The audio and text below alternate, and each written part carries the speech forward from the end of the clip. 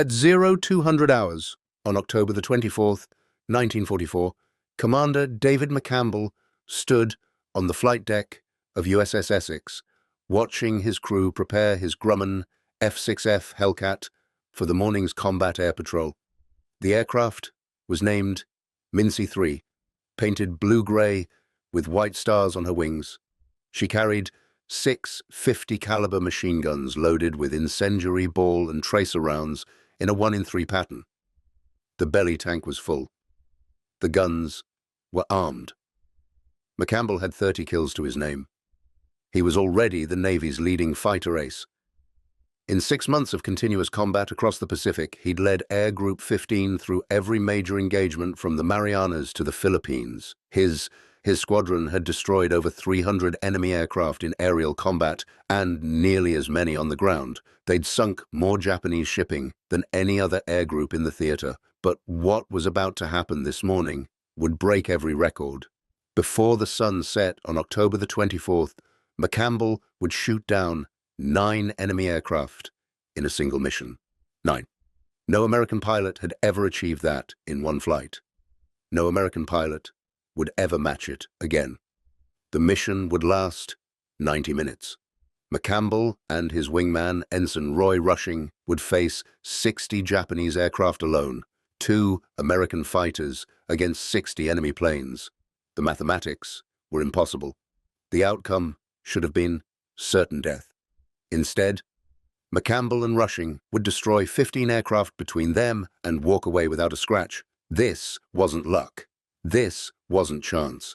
This was what happened when the best pilot in the Navy flew the deadliest fighter aircraft ever built against an enemy who'd been systematically destroyed over 18 months of relentless attrition.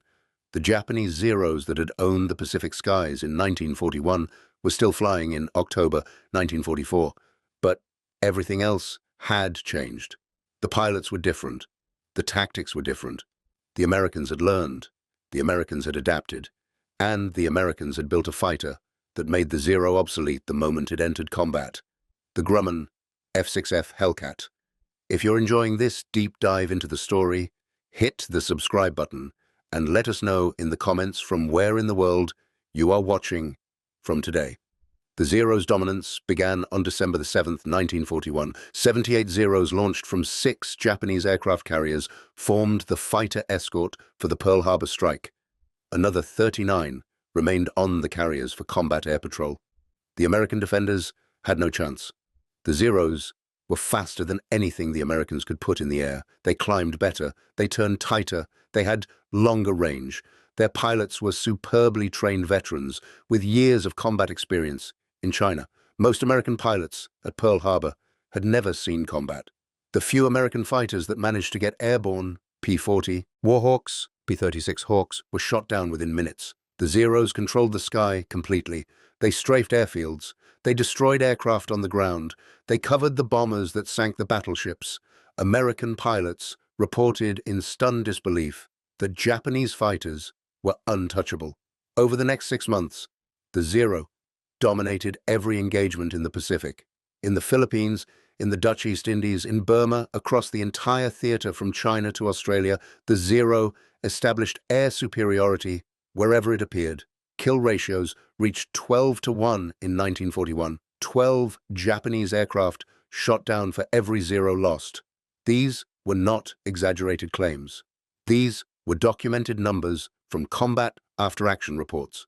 The Zero had been designed in 1937 by Chief Engineer Jiro Horikoshi at Mitsubishi Heavy Industries. The Imperial Japanese Navy's requirements were extraordinarily demanding. They wanted a carrier-based fighter that could escort bombers on long-range missions deep into China. The aircraft needed exceptional maneuverability to defeat enemy fighters. It needed high speed and good climbing ability. It needed to operate from aircraft carriers with short flight decks. These requirements seemed contradictory. Long range required heavy fuel capacity. Maneuverability required light weight. High speed and climb rate required powerful engines, which added weight. Carrier operations required structural strength, more weight. No existing fighter in the world combined all these capabilities. Horikoshi's solution was radical. He would sacrifice everything that didn't directly contribute to combat performance. No armor plating to protect the pilot, no self-sealing fuel tanks, minimal structural reinforcement. The Zero would be built from a special aluminum alloy called extra super duralumin that was stronger than standard aluminum, but still lightweight. Every component was engineered to minimize weight. The landing gear was lightweight. The fuselage structure used the minimum material necessary. The wings were thin and efficient. The result was an aircraft that weighed just 4,000 pounds, empty. American fighters of the same era weighed 6,000 to 7,000 pounds. The weight savings gave the Zero phenomenal performance.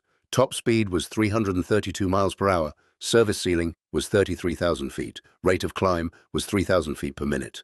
But the most remarkable specification was range. With external drop tanks, the Zero could fly 1,900 miles. 1,900 miles, that was more than double the range of any American fighter in 1941. The long range fooled American intelligence completely. When Zeros appeared over targets 500 miles from their carriers, American analysts assumed there must be Japanese carriers nearby. They couldn't believe a carrier fighter could fly that far and return. The search patterns were wrong. The strategic assumptions were wrong.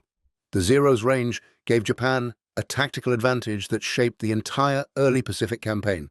The Zero carried two 7.7mm machine guns in the engine cowling and two 20mm cannons in the wings. The 20mm cannons were devastating. A single hit from a 20mm explosive shell could destroy an engine or blow off a wing. American pilots who survived encounters with Zeros reported that hits from the cannons caused catastrophic damage. But the Zero's greatest advantage wasn't firepower. It was maneuverability. At speeds below 260 miles per hour, the Zero could outturn any Allied fighter. The turn radius was phenomenally tight. Japanese pilots could reverse direction in seconds. In a dogfight at low altitude and low speed, the Zero was nearly unbeatable. Japanese pilot training emphasized this advantage. Pilots practiced low-speed maneuvering endlessly. They learned to use the Zero's tight turning circle to get behind opponents. Once behind an enemy aircraft, the Zero pilot would close to point-blank range and fire a short burst. Most American and British fighters caught in this position couldn't escape. The psychological impact was enormous. Allied pilots who survived their first encounter with Zeros returned to base in shock. They reported facing an enemy that seemed invincible. The Zero could do things that shouldn't be possible. It could climb faster. It could turn inside anything. It appeared from nowhere with its incredible range. Pilots who tried to dogfight Zeros died, but the Zero had weaknesses, critical weaknesses that Horikoshi's weight-saving decisions had built into the design. The lack of armor meant Zero pilots were completely exposed. A single .50 caliber round through the cockpit would kill the pilot instantly. The lack of self-sealing fuel tanks meant any hit to the fuel system caused catastrophic fire. The wing fuel tanks were located near the wing roots. A few incendiary rounds into that area and the Zero exploded. The lightweight structure meant the aircraft couldn't absorb damage. American fighters like the F6F Wildcat were built heavily. They had armor plating. They had self-sealing tanks. They could take multiple hits and keep flying. The Zero couldn't. Hit it once in the right place, and it was finished. The other weakness was high-speed performance. Above 260 miles per hour, the Zero's controls became heavy and unresponsive. The ailerons, which controlled roll, required immense force to move at high speed. The Zero had no hydraulic boost for the controls. Everything was manual. At speeds above 300 miles per hour, the pilot literally couldn't roll the aircraft fast enough to evade an attacker. This limitation was a direct result of the lightweight design. Heavy control surfaces with hydraulic boost would have added weight Horikoshi couldn't afford. So the Zero was brilliant at low speed, maneuvering, but helpless at high speed. If an enemy could force the Zero into high-speed combat, the Japanese advantage disappeared. The problem in early 1942 was that most Allied pilots didn't know about these weaknesses. They'd been told the Zero was invincible. They'd seen it dominate every engagement. The few intelligence reports that described the Zero's vulnerabilities were buried in paperwork or dismissed as unreliable. Claire Chennault, commanding the American volunteer group in China, had studied the Zero in combat as early as 1940. He filed a detailed report in December 1940 describing exactly how to defeat it. The report reached General George Marshall and was forwarded to commanders in Hawaii. But the information never reached most fighter pilots. When war broke out, American pilots had no tactical doctrine for engaging Zeros. The standard fighter tactics in 1941 emphasized dogfighting. Pilots were trained to get into turning engagements, turn inside the enemy, get on his tail, fire a burst. That worked against German and Italian fighters, which had similar performance to Allied fighters. Against the Zero, those tactics were suicide. American pilots at Pearl Harbor, in the Philippines, and the Dutch East Indies tried to dogfight Zeros and died. The few who survived learned one lesson: don't turn with a Zero. But if you couldn't turn with it, and you couldn't outrun it, and you couldn't outclimb it, what could you do? The answer came from an unlikely source: a forced landing on a remote island in Alaska that gave the Americans their first intact Zero to study. On June 4, 1942, during the Japanese attack on Dutch Harbor in the Aleutian Islands, Flight Petty Officer Tadayoshi Koga was flying a Mitsubishi A6 M20 as part of the fighter escort. His aircraft was hit by anti-aircraft fire. The damage wasn't catastrophic, but he was losing oil. Engine failure was imminent. Koga attempted an emergency landing on Akutan Island, about 20 miles northeast of Dutch Harbor. The island appeared deserted. The terrain looked flat. Koga lined up his approach and brought the Zero down gear up across what he thought was solid ground. It was a bog, soft, wet tundra covered in thick grass. The Zero hit the ground at 80 miles per hour and decelerated instantly. The sudden stop threw Koga forward. He wasn't wearing his shoulder harness. His head hit the gun sight. The impact broke his neck. He died instantly. The Zero remained upright in the bog, nose down at a steep angle but otherwise intact. The engine was buried in mud. The propeller was bent, but the airframe was undamaged. The wings were intact. The controls were functional. The fuel tanks hadn't ruptured. It was the first intact Zero the Americans had captured. A U.S. Navy patrol discovered the aircraft on July 10, 1942, over a month after Koga's death. They found his body still in the cockpit. The aircraft was carefully extracted from the bog, disassembled, and shipped to Naval Air Station North Island in San Diego, California. Engineers and test pilots spent weeks examining every detail. They measured the control forces. They tested the gun sight. They analyzed the construction techniques. They weighed every component. Then they repaired the Zero and flew it. Lieutenant Commander Eddie Sanders made the first flight on September 20, 1942. He spent 2 hours putting the Zero through every maneuver he could think of. He tested maximum speed, rate of climb, turning performance, roll rate, dive characteristics. He flew mock combat against F4F Wildcats to see how the aircraft compared. The tests confirmed what Chennault had reported 2 years earlier. The Zero was phenomenally maneuverable at low speed, but it had critical vulnerabilities. High-speed handling was poor, the controls were too heavy, the aircraft couldn't roll effectively above 300 miles per hour, diving performance was limited, the structure couldn't handle steep high-speed dives. More importantly, the testing revealed a specific weakness in the Zero's roll characteristics. The large propeller generated high torque. This made the Zero roll much slower to the right than to the left. An American pilot being chased by a Zero could escape by diving hard and rolling right. The Zero couldn't follow the maneuver fast enough. This information was classified, top secret, and distributed to every fighter squadron in the Pacific. New tactical doctrine was developed. Don't dogfight Zeros. Use speed and altitude. Dive on the Zero from above. Fire a quick burst. Don't try to turn. Keep your speed up. If the Zero gets on your tail, split S to the right and dive away. The Zero can't follow. Lieutenant Commander John Thack developed another tactic called the Thack Weave. Two fighters would fly together as a pair. If one was attacked, both would turn toward each other. As they crossed, the Zero following one fighter would fly directly into the gun sight of the second fighter. The tactic worked brilliantly at the Battle of Midway in June 1942. But tactics alone couldn't defeat the Zero completely. The Americans needed better aircraft. The F4F Wildcat was tough and reliable, but it was slower than the Zero.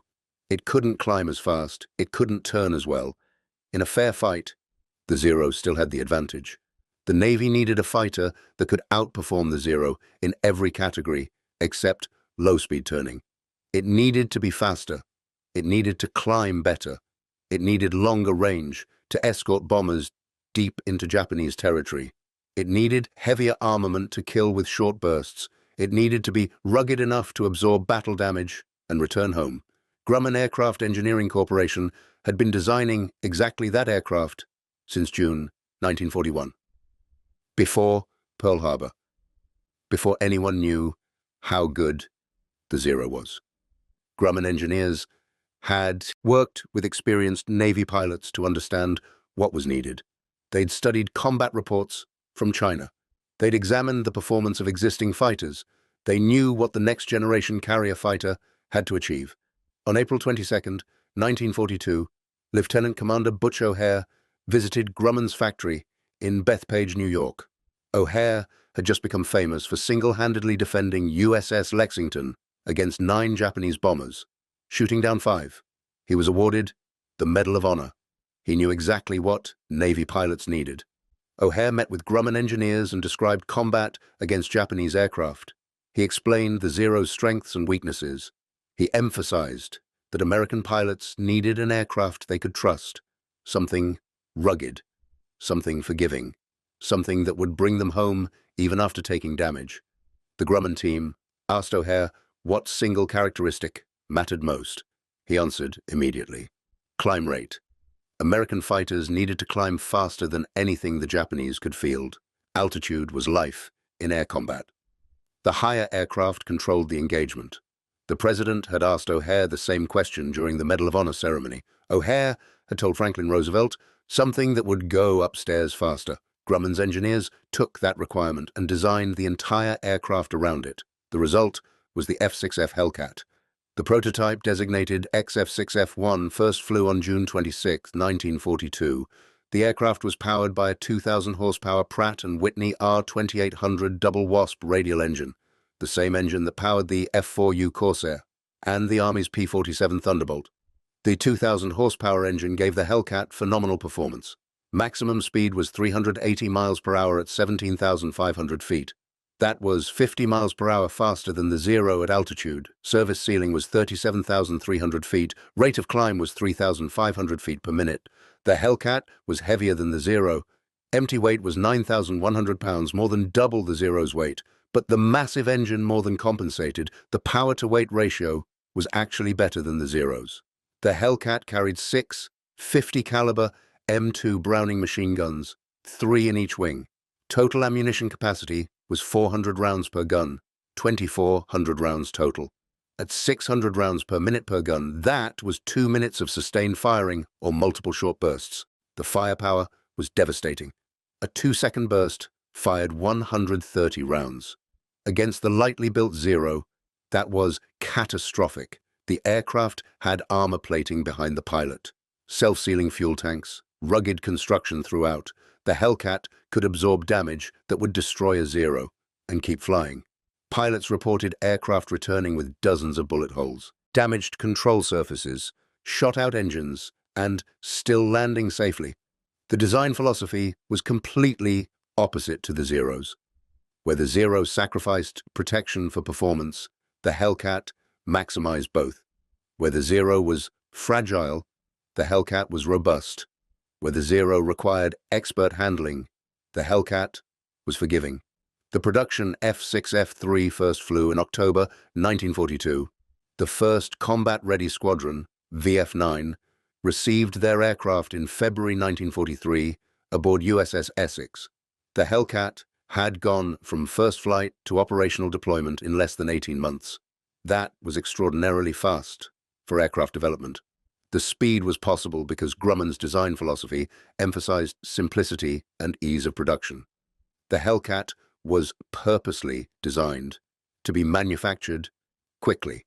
Components were standardized. Assembly was straightforward.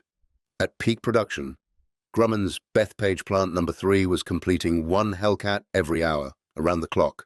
12,275 Hellcats were built during the war. The first combat mission was flown on August 31st, 1943, from USS Yorktown against Marcus Island. The squadron was VF-5. They encountered no enemy fighters on that first mission, but the pilots immediately loved the aircraft. It was fast. It climbed well. It handled predictably. The controls were responsive at all speeds. The 6 50 caliber guns provided tremendous firepower. The real test came on November the 23rd, 1943, over Tarawa in the Gilbert Islands. F6F Hellcats from multiple carriers engaged Japanese Zeros, defending the island. The engagement lasted most of the day. When it ended, the Americans had shot down 30 Zeros. They'd lost one Hellcat, 30-1. The kill ratio that defined the early Pacific War had just been reversed. The Zero, which had achieved 12-1 kill ratios in 1941, was now being destroyed at 30-1. The balance of air power had shifted completely. The reasons were multiple. First, the Hellcat was simply a better aircraft. It was faster at altitude. It could dive faster. It could maintain high-speed maneuvering without losing control authority. American pilots could choose when to engage and when to disengage. They had the initiative. Second, American pilots were better trained. By late 1943, U.S. Navy pilots received 400 to 500 hours of flight training before deployment. They practiced gunnery extensively. They trained in formation flying. They learned combat tactics. They were ready for combat when they reached the fleet. Japanese pilot training had collapsed. The experienced pilots who flew at Pearl Harbor and in the early campaigns were dead. They'd been killed at Midway, at Guadalcanal, over the Solomons, in dozens of engagements, where the attrition rate exceeded Japan's ability to train replacements. By 1943, Japanese pilots were entering combat with less than 200 hours total flight time. Some had less than 150 hours. The difference in experience was catastrophic. Veteran pilots developed instincts that kept them alive. They knew when to attack and when to retreat. They understood energy management, how to maintain speed and altitude through maneuvering. They could track multiple aircraft simultaneously. Novice pilots lacked all these skills. The Hellcat made this skill gap even worse. An experienced Zero pilot might survive against an experienced Hellcat pilot through superior maneuvering at low speed, but a novice Zero pilot against an experienced Hellcat pilot had no chance. The Hellcat was too fast, too heavily armed, too difficult to damage. The novice pilot would be shot down before he understood what was happening. Third, American tactics had evolved. Navy fighter doctrine in late 1943 emphasized aggressive high-speed attacks, dive from altitude, fire a burst, zoom back to altitude using superior climb rate, never get into a slow-turning fight, always maintain energy advantage. These tactics worked perfectly against Zeros. The Japanese pilots tried to force slow dogfights where their maneuverability advantage mattered. The American pilots refused to cooperate. They'd dive in, shoot, and climb away before the Zero could respond. If the Zero tried to follow, the Hellcat would simply outrun it or outclimb it. American pilots also worked in chasses using variations of the Thack weave. Two Hellcats supporting each other were nearly impossible to attack. If one was threatened, his wingman would be positioned to shoot the attacker. Japanese pilots found themselves constantly defensive, trying to avoid being shot rather than pressing their own attacks. The result was predictable. American kill ratios climb steadily. December 1943, January 1944, February, March, every month the numbers improved. The Hellcat was destroying Zeros at rates that made continued Japanese operations unsustainable. But the true demonstration of Hellcat superiority came in June 1944 at the Battle of the Philippine Sea. The engagement that American pilots would forever remember as the Great Marianas Turkey Shoot. The Battle of the Philippine Sea began on June 19, 1944. The strategic situation was clear. American forces had invaded Saipan in the Mariana Islands on June 15th. The Marianas were critical to Japan. Saipan was only 1,200 nautical miles from Tokyo. If the Americans secured the island, B-29 Superfortress bombers could reach the Japanese home islands. Admiral Suemu Toyoda, commanding the Japanese combined fleet, recognized this was the decisive moment. If Japan lost the Marianas, the war was effectively over. Every available carrier, every available aircraft, every resource the Imperial Navy could scrape together was committed to stopping the Americans' invasion. Vice Admiral Jisaburo Ozawa commanded the Japanese mobile fleet. He had 9 aircraft carriers, 5 fleet carriers, and 4 light carriers. 437 aircraft embarked on those carriers. Additionally, Japanese commanders expected 500 land-based aircraft from airfields on Guam, Rota, and Tinian to support the operation. Nearly 1,000 aircraft total. It was the largest concentration of Japanese naval air power since Midway. The Americans had overwhelming strength. Vice Admiral Mark Mitcher commanded Task Force 58, 15 aircraft carriers, 7 fleet carriers, and 8 light carriers. 873 carrier-based aircraft. 463 were fighters. Most were F6F Hellcats. Additionally, 7 fast battleships, 8 heavy cruisers, 13 light cruisers, and 58 destroyers provided support. The American advantage wasn't just numbers, it was quality. The Hellcat pilots were experienced and well-trained. Many had been in combat for months. They knew their aircraft, they knew their tactics, they trusted their equipment.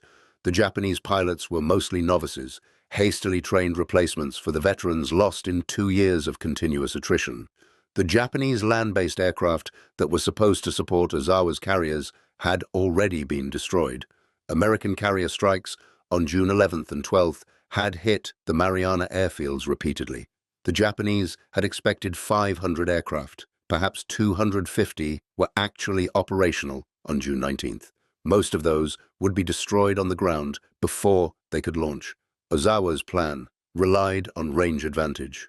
Japanese aircraft, especially the Zero, had longer range than American carrier aircraft. Ozawa calculated he could launch strikes against the American fleet from 300 miles away.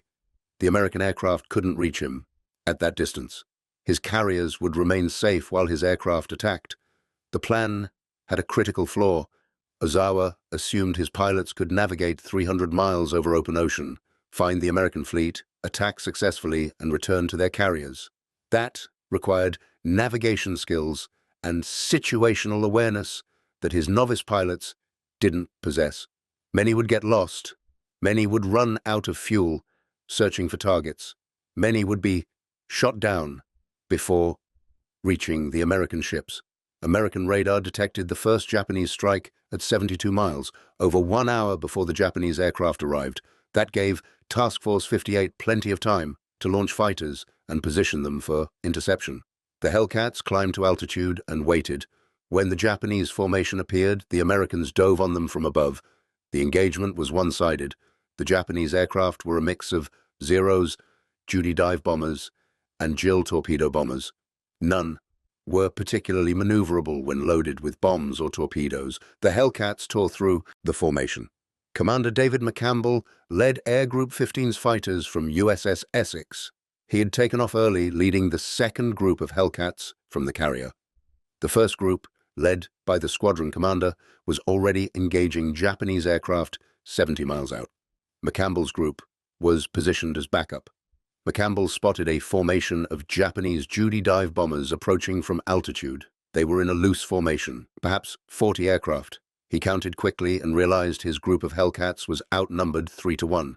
Standard doctrine would be to call for reinforcements. McCampbell decided to attack immediately. He rolled, inverted, and dove. His wingmen followed. They came down on the Japanese formation from above and behind, perfect position. The Judy bombers never saw them. McCampbell selected a target close to 500 feet and fired a 2-second burst, 130 rounds. The Judy's wing exploded. The aircraft rolled inverted and fell. McCampbell pulled up, gained altitude, and dove again.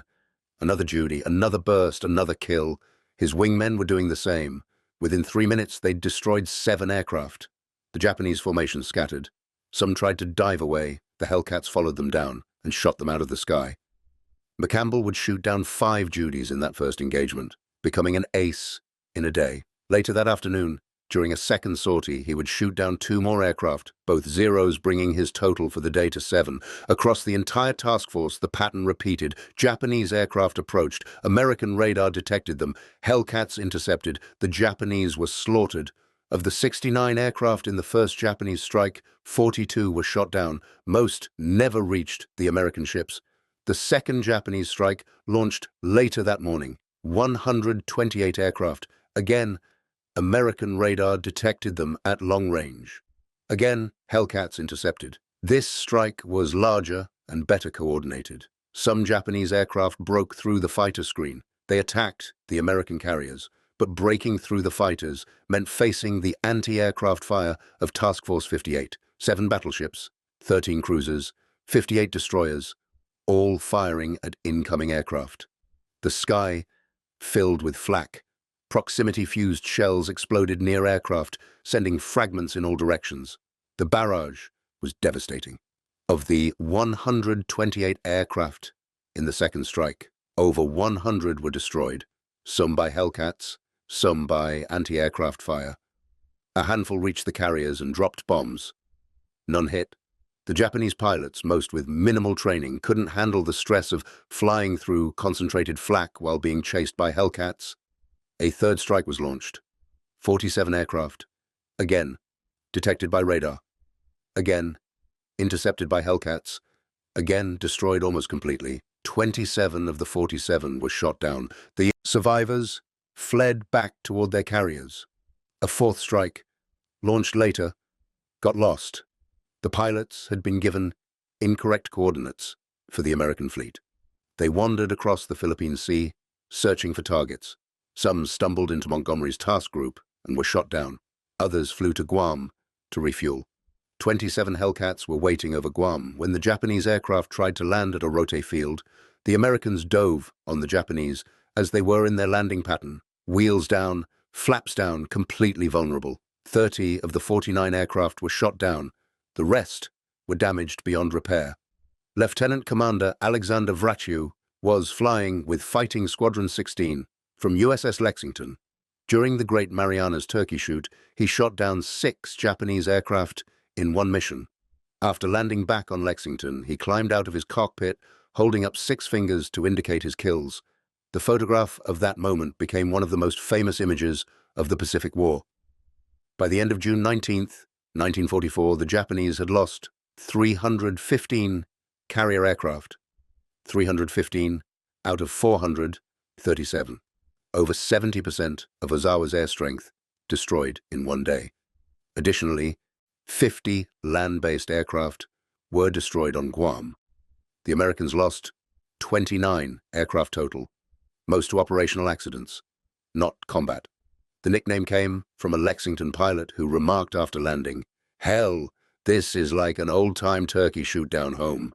The phrase spread immediately. Within hours, everyone in Task Force 58 was calling the engagement the Great Marianas Turkey Shoot. But the battle wasn't over. On June 20th, American search planes finally located Ozawa's carriers. They were 300 miles away, near the maximum range for American aircraft.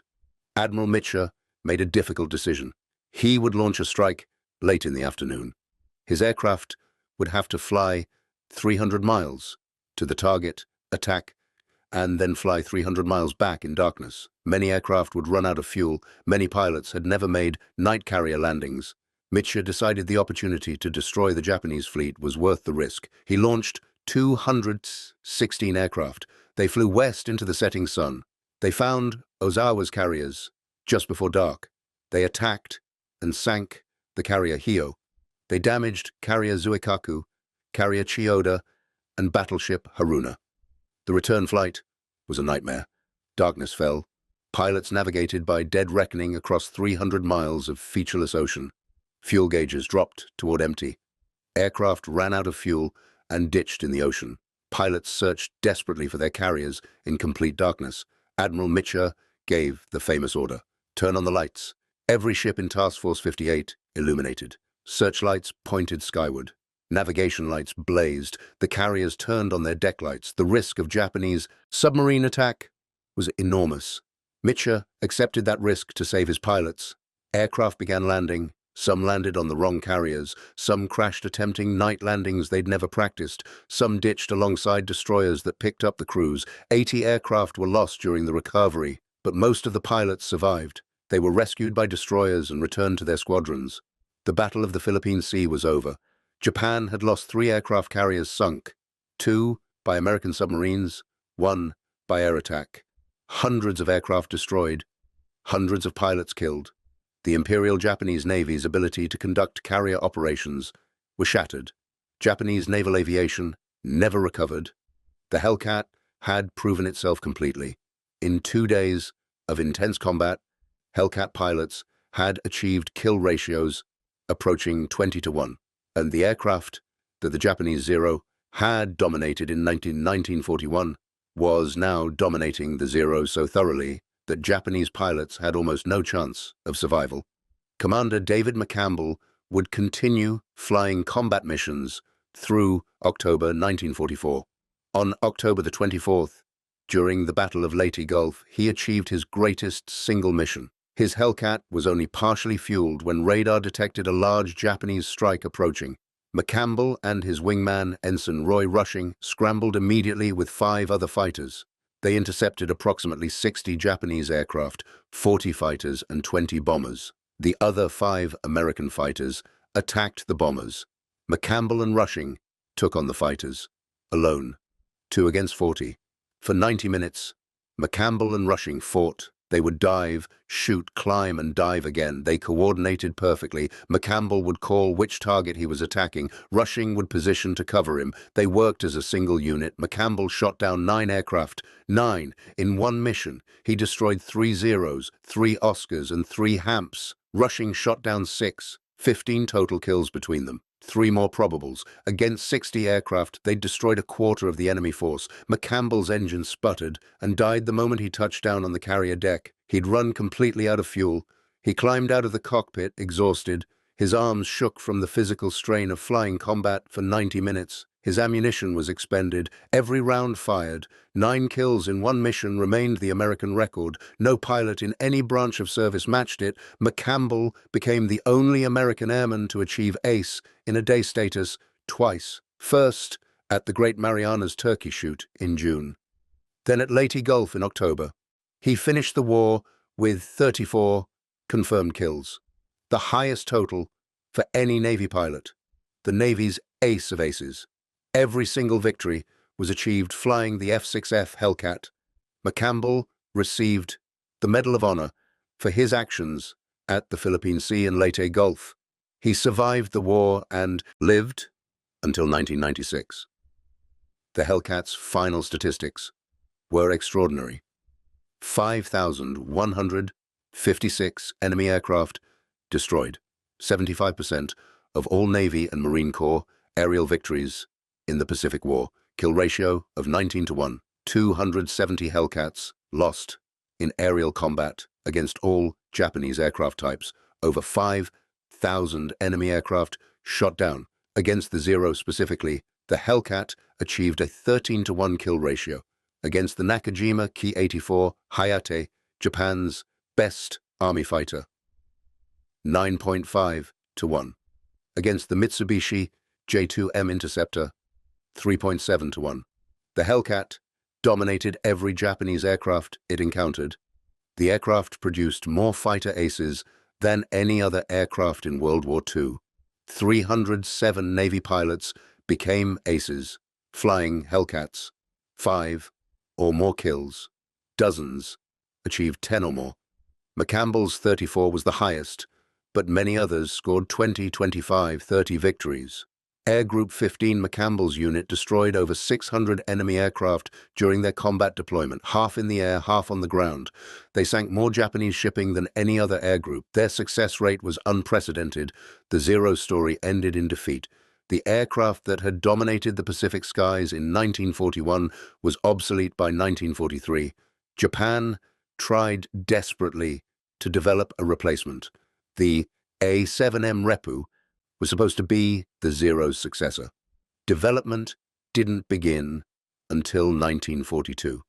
The first test flight came in May 1944. Far too late.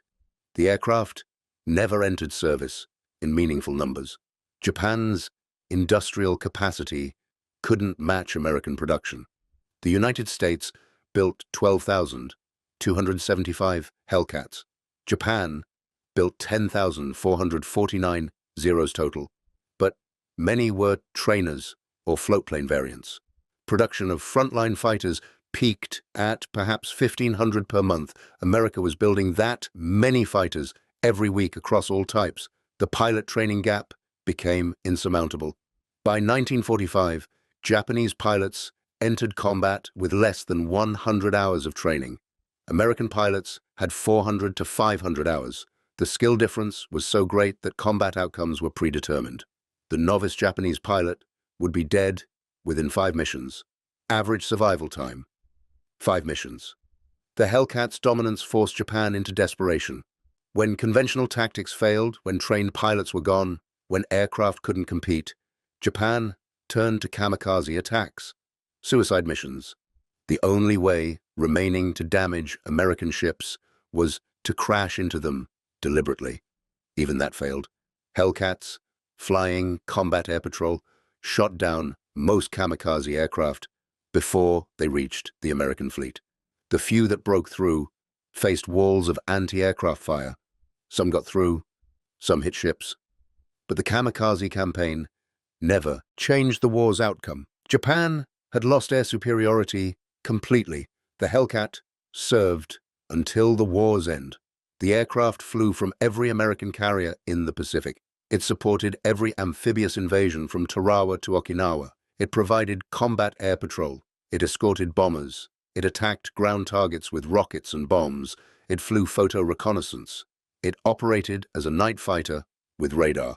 12,275 Hellcats were built. At peak production, 1 aircraft rolled off the assembly line every hour. The production rate was possible because Grumman had designed the aircraft for mass production. Simple construction, standardized parts, efficient assembly. The Hellcat proved that superior technology combined with superior training created overwhelming advantage. The Zero had been revolutionary in 1939, but aircraft development moved rapidly during wartime. What was revolutionary in 1939 was obsolete by 1943. Japan couldn't keep pace. The United States could. American industry produced aircraft faster than they could be destroyed. American training programs produced pilots faster than they could be killed. American tactical doctrine evolved based on combat experience. American engineering improved aircraft continuously. The Hellcat represented all those advantages in one aircraft, the aircraft that ended the Zero's dominance, the fighter that achieved a 19-to-1 kill ratio, the Grumman F6F Hellcat, the most successful naval fighter in history. Thank you for watching. For more detailed historical breakdowns, check out the other videos on your screen now, and don't forget to subscribe.